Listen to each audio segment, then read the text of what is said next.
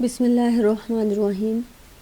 Lecture number 46, chapter number 15, correlation and association. आज के lecture में हम कोरिलेशन के मज़ीद डिफरेंट फार्मूलाज डिस्कस करेंगे। Like first formula here is R is equal to N sum D X D Y minus sum D X sum D Y divided by N sum D X का square minus sum D X का whole square into N sum D Y का square minus sum D Y का whole square. अगर आप इसको resemble करना चाहें तो ये जो सिंपल वेरिएबल फॉर्म वाला फार्मूला है ये उसी से मिलता जुलता है। एक्स और वाई सबसेक्शन में यूज़ हुआ और जस्ट डी का फ़र्क डिफरेंस आ रहा है। अच्छा, now what is D? D आपको यहाँ पे क्या रिप्रेजेंट कर रहा है? ठीक है, D basically where X and Y simply have been replaced by, यहाँ पे क्या फार्मूले में ये किया गया है, एक्स और वाई को रिप्लेस किया गया है सम डी एक्स से और डी वाई से।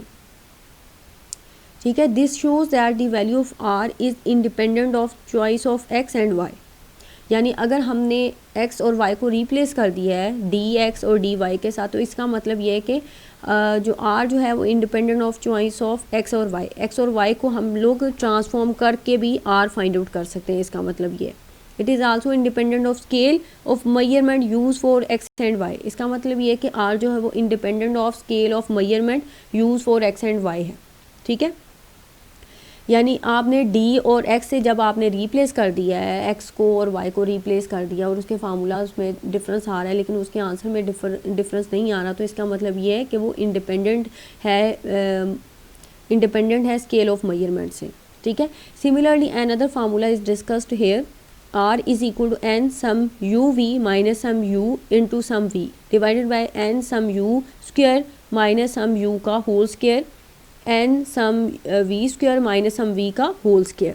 ये दूसरा फार्मूला है यहाँ पे जो डिस्कस किया गया है। अच्छा, यहाँ पे यानी x और y को रिप्लेस कर दिया है u और v के साथ सिंपली। ठीक है, what is dx and what is dy here and what is u and v here. ठीक है, ये एक्सप्लेन होगा अभी। जस्ट थोड़ा सा मैं आपको इंटरप्रेट कर रही हूँ कि डी एक्स क्या है, डी वाई क्या है, यू क्या है और वी क्या है, लेकिन ज़्यादा बेटर एक्सप्लेन कब होगा जब हम इससे रेलिवेंट एग्जांपल सॉल्व करेंगे। ठीक है, यहाँ पे देखिए यू क्या है, यू बराबर है डी एक्स डिवाइडेड बाई सी। ठीक है, वेयर इक्वल, इसको मज़ीद एक्सप्लेन किया गया है। डी एक्स क्या है, X minus A divided by C, और वी क्या है, D Y divided by D, और डी वाई क्या है, Y minus B divided by D. Basically आप लोगों ने, अगर आप लोगों को याद हो तो आपने फर्स्ट ईयर की बुक में कुछ पढ़ी थी transformation, change of origin and change of scale. Basically ये उसी से रेलिवेंट है। डी एक्स और डी वाई में हम लोग जस्ट चेंज ऑफ ओरिजिन करते हैं, जबकि यू और वी जो है वो change of origin plus change of scale है। इसका मतलब ये है कि आर पे चेंज ऑफ ओरिजिन और चेंज ऑफ स्केल का कोई फ़र्क नहीं पड़ता। ठीक है, अब इस हमने ए क्या है, सी क्या है, बी क्या है, डी क्या है, ये मैं आपको एग्जांपल के ज़रिए इसमें बताती हूँ कि कैसे हम लोग इसे लेते हैं। बेसिकली ए बी सी और डी जो है ये नंबर्स हैं, इनकी सिलेक्शन आपने कैसे करनी है ये समटाइम आपको क्वेश्चन में गिवन होंगे, समटाइम आपको जब अगर वो आपको कहते हैं कि ये वाला फार्मूला यूज़ करें या ये UV वाला फार्मूला यूज़ करें और आपको A B C D की वैल्यू नहीं दी जाती, तो ये आपने खुद से सिलेक्ट करनी होती है और कैसे सिलेक्ट करनी होती है इसकी एप्लीकेशन में आपको एग्जांपल्स की मदद करवाती हूँ। लाइक ये एग्जांपल है 15.6। 15.6 जो एग्जांपल है वो ये है कि यूज़ फार्मूला 15.8 यानी जो अभी हमने प्रीवियस स्लाइड्स में डिस्कस किए हैं उनमें से एक डी वाला फार्मूला यूज़ करें और कोरिलेशन कोफिशिएंट फाइंड आउट करें। ठीक है, अब x और y जो है वो आपको गिवन है।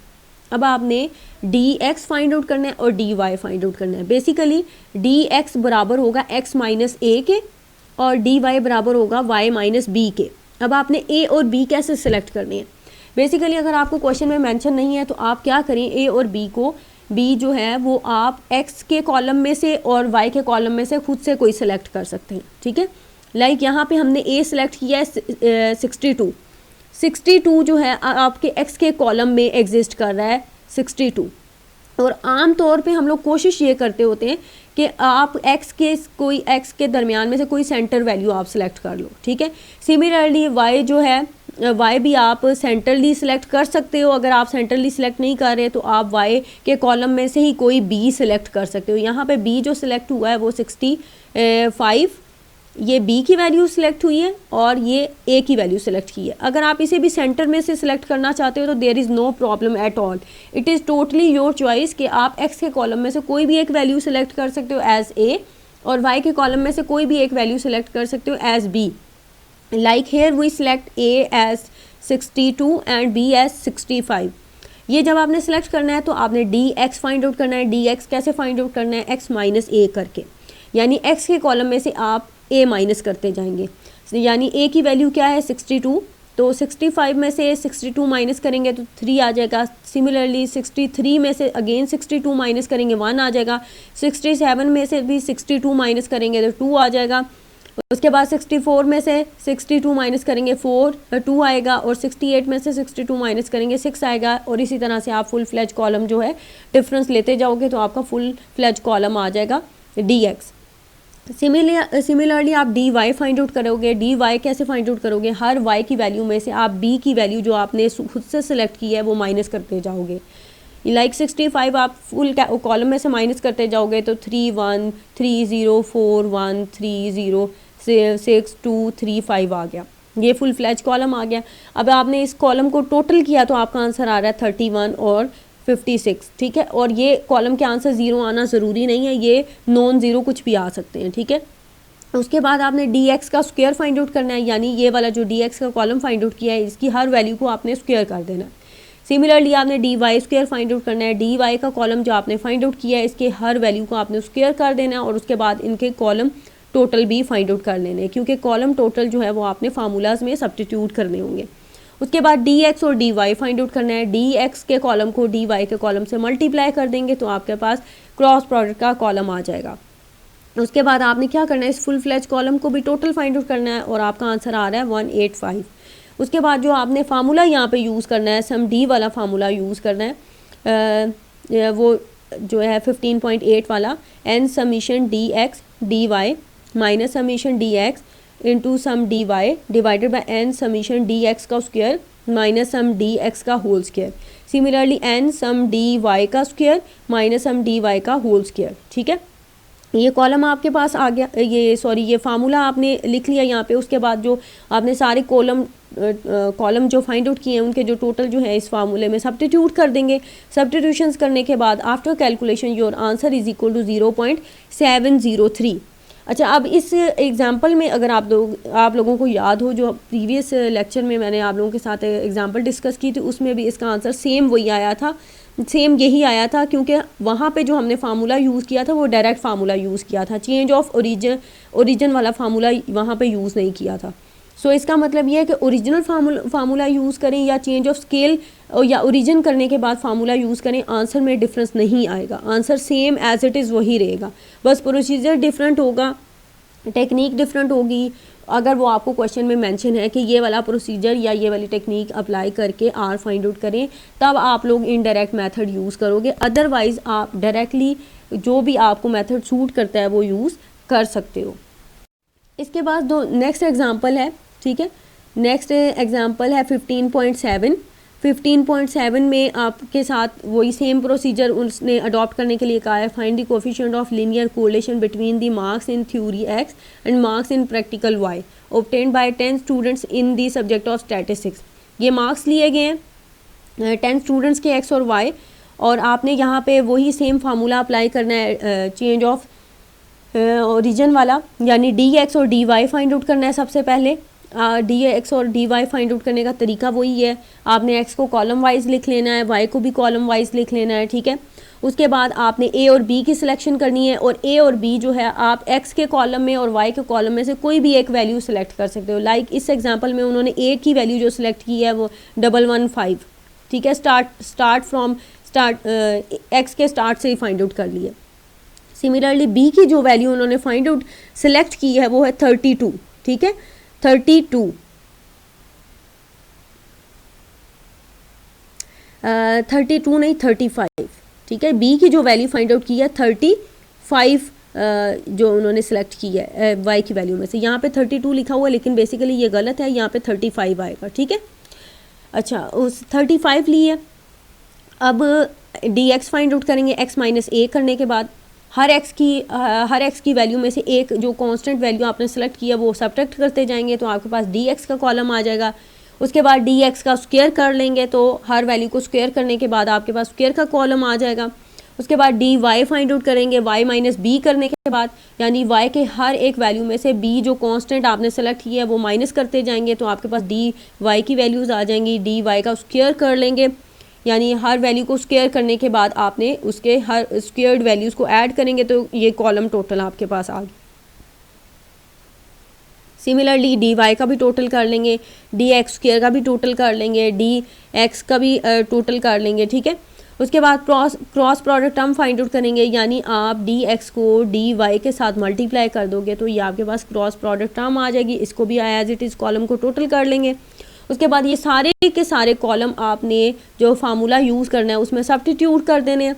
आफ्टर सब्स्टिट्यूशन जो है आपका जो आंसर आ रहा है, after substitution and after calculation आपका आंसर आ रहा है -0.182, ठीक है। नेगेटिव शो कर रहा है कि x और y इन्वर्सली रिलेटेड हैं और जो नॉर्मल सी वैल्यू शो कर रही है कि देयर एग्जिस्ट नेगेटिव रिलेशनशिप, ठीक है। ना ही हम इसे स्ट्रॉन्ग कह सकते हैं, ना ही हम इसे एग्जैक्ट नेगेटिव रिलेशनशिप कह सकते हैं, बस हम इसे वीक नेगेटिव रिलेशनशिप इसको कह सकते हैं, ठीक है।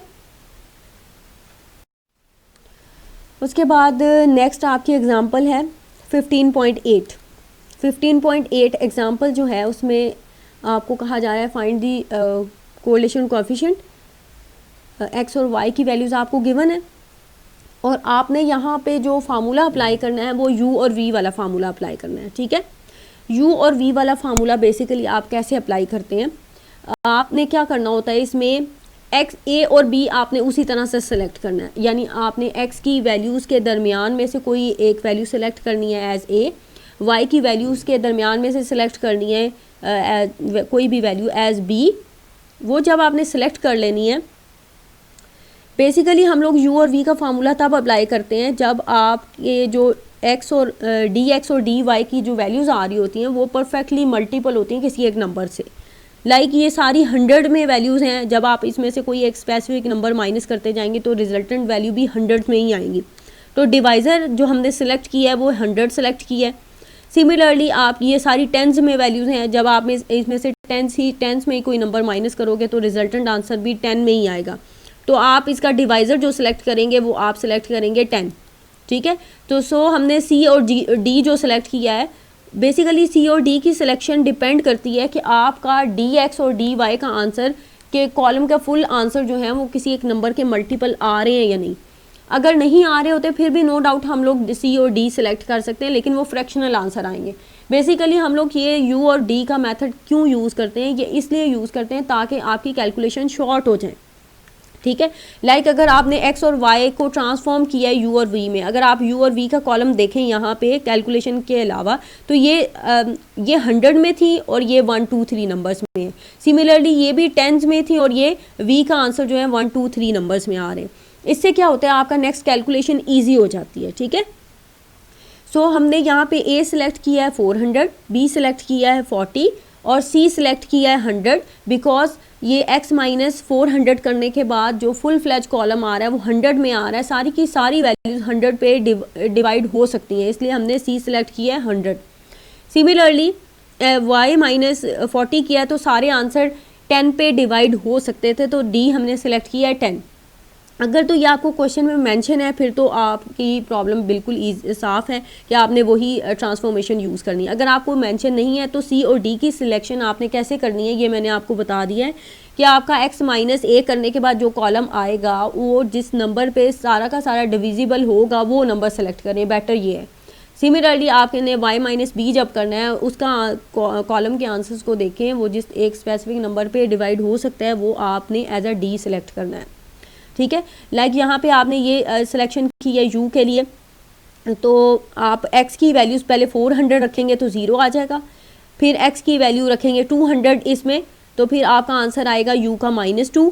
जब आप x रखेंगे 700 तो आपका u का आंसर आएगा 3, जब आप 100 रखेंगे तो आंसर आएगा -3 और सिमिलरली ये बाकी रिमेनिंग वैल्यूज़ आ जाएंगे। इसी तरह से v की जो ट्रांसफॉर्मेशन है, जब उसमें y की हर एक वैल्यूज़ आप सब्स्टिट्यूट करते जाओगे तो आपका v का आंसर आएगा पहले 1 2 फिर -2 3 0 -1 और -3।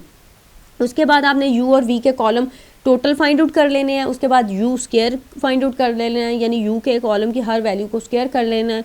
उसके बाद v की हर वैल्यू को स्क्वायर कर लेना है, v कॉलम की वैल्यूज़ को स्क्वायर वैल्यूज़ आ जाएंगी। उसके बाद क्रॉस प्रोडक्ट टर्म कैसे आएगी, u और v की हर वैल्यूज़ को मल्टीप्लाई करते जाएंगे तो आपके पास क्रॉस प्रोडक्ट टर्म का कॉलम आ जाएगा। उसके बाद आपने सारे कॉलम्स के टोटल फाइंड आउट कर लेने हैं। टोटल इसलिए ज़रूरी है क्योंकि फार्मूला जो आपने यूज़ करना है उसमें ये सारे टोटल्स की वैल्यू सब्स्टिट्यूट करनी है। फार्मूला यहाँ पे यूज़ करेंगे 15.9 वाला, we get r is equal to n summation u v minus summation u into summation v divided by इसी तरह से n sum u square minus sum u का होल स्क्वायर।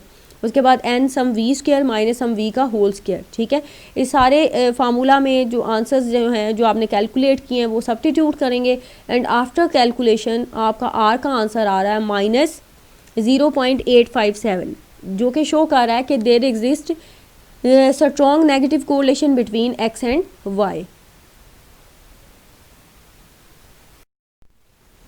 उसके बाद देन ये होमवर्क के लिए कुछ क्वेश्चन है एक्सरसाइज के, ये आप लोगों ने प्रैक्टिस करनी है।